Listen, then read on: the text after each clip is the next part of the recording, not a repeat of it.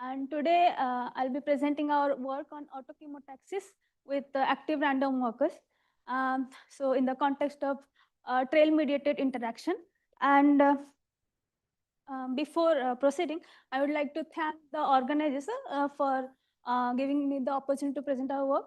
And this work is in collaboration with Abhishek Chaudhary and Devasis Chaudhary. So if you want to know details about this work, you can follow these articles. So what is auto-chemotaxis?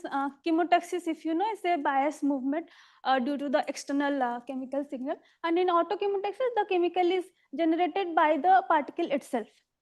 There are examples all around us, and like human trail, this is taken from Eisen Mohali, and later on they built a concrete path on this. And also ant trails where they use pheromones to, this is a very crucial component in their foraging behavior.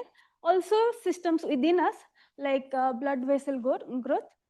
And using a cellular pot model, they could show that this polygonal network-like structure they could produce using autochemotactic systems. And in all of this, there is some local changes that the system makes.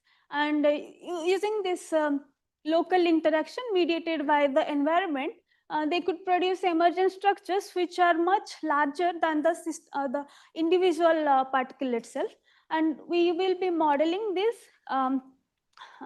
using a model called active random walk, where there are random walkers which can modify their local environment, which in turn can influence the motion at later time. Going to our model, the specifics are as follows. The chemical dynamics has two components, one in which the particle deposits the chemical with a rate alpha, and there is also evaporation of these chemicals. So with these chemicals are decayed with a stochastic decay rate with that is beta. And now how the particle responds to the chemical. So we consider the chemical to be attractive, so it goes towards higher chemical concentration. And however, there is a saturation. So with increasing in chemical, initially it follows the chemical. However, there is a saturation at a very high concentration of the chemical. So here we change the deposition concentration alpha and the decay rate beta. Then let's look at the trajectories. When there is the deposition is less or the chemical concentration is less, then we see more of like a extended structure and the chemical also depletes. However, in higher chemical region, when there is higher deposition with higher alpha, then the particle, because of the chemotactic feedback, it can get locally trapped, as you can see here, and the chemical is also getting reinforced with time.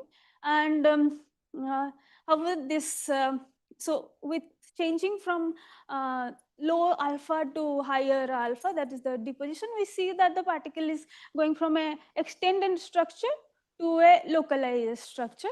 But because of the saturation in probability that I introduced, this after we change to this deposition very high, this again this extended structure reappears. So this reentrant phenomena and all this characterization we have quantified using the radius of gyration of a given like a finite time trajectory. Also the dynamics, one can follow them from this article. Today I'll be focusing more on the collective behavior. In the collective behavior of many walker system, the walker moves continuously. However, the chemicals are deposited on a triangular grid, and there is excluded volume interaction among the particles. In addition to this, here we have this chemical deposition, which is regulated by the motility of the particle. So it depends on the state of the walker. If the particle moves, it deposits a chemical alpha. However, if it does not move, let's say in a crowded, meaning if it is surrounded by many particles, because of the excluded volume interaction, it cannot move, then it does not deposit chemical. So alpha is 0 in that case. And if you do a numerical simulation, then we see very diverse state diagram in a qualitative state diagram.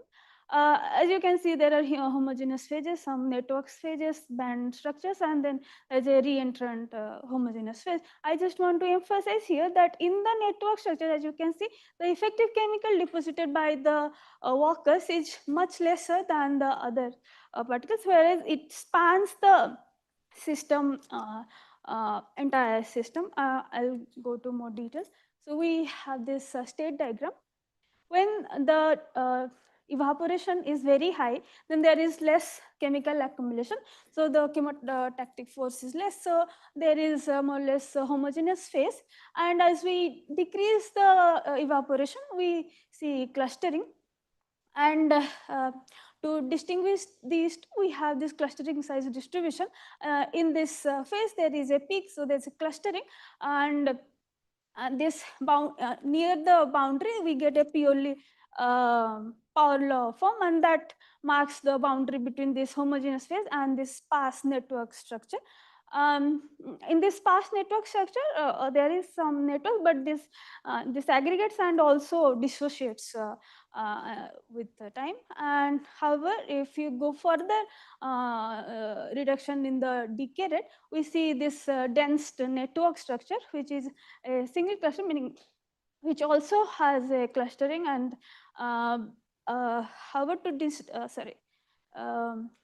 distinguish between this sparse network structure and dense network structure, we have this mean cluster and the fluctuation. So near the boundary, the fluctuation is maximum. So this corresponds to the boundary between the dense network and the sparse network.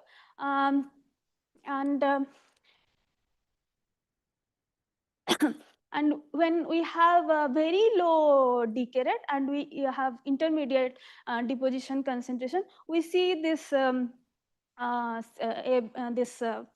system collapses into a single cluster or a band-like structure. And to distinguish them, both are forming a single cluster-like phase, but they span differently, although they both have spanning clusters. But if you can quantify them, so I used a convex Hall method. If you can quantify this, the span is more in this fractal network and is less in this structure. So this again corresponds to the boundary between the single cluster and the dense network phase. As I had discussed, when the concentration is very, very high, so at very, very low decay and very high alpha, we have this homogeneous phase that reappears.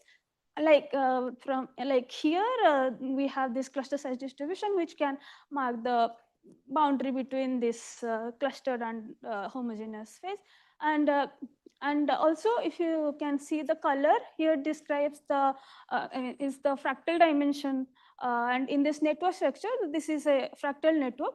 And okay, to understand this, we have a mean field of approximation, where the deposition, as we have discussed, is not only alpha rho, but it has a nonlinear component. As when the density becomes higher, the velocity is, the movement is suppressed, so the deposition will be less.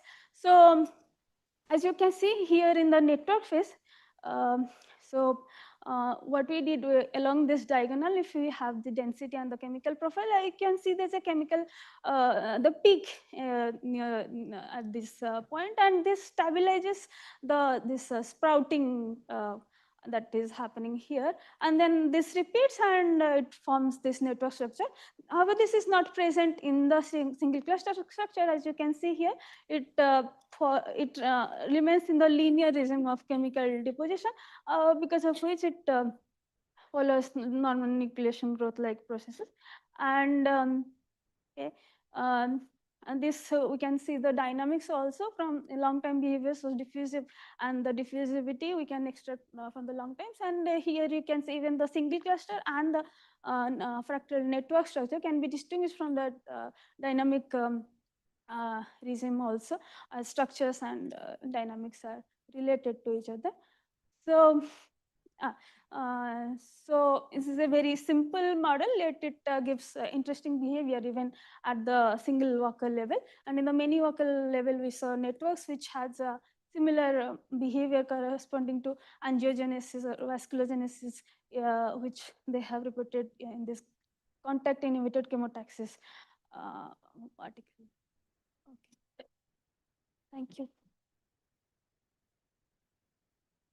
We have time for a couple of questions. I have a question. So do you know how these bands are formed?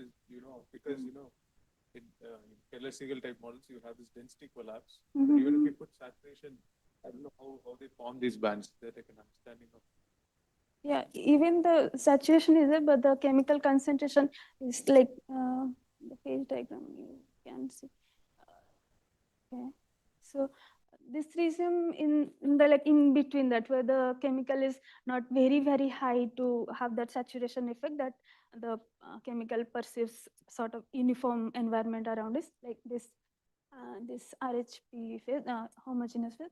But in between have this Keller-Segal-like effect. You can see the chemical attracts the particle and it forms cluster.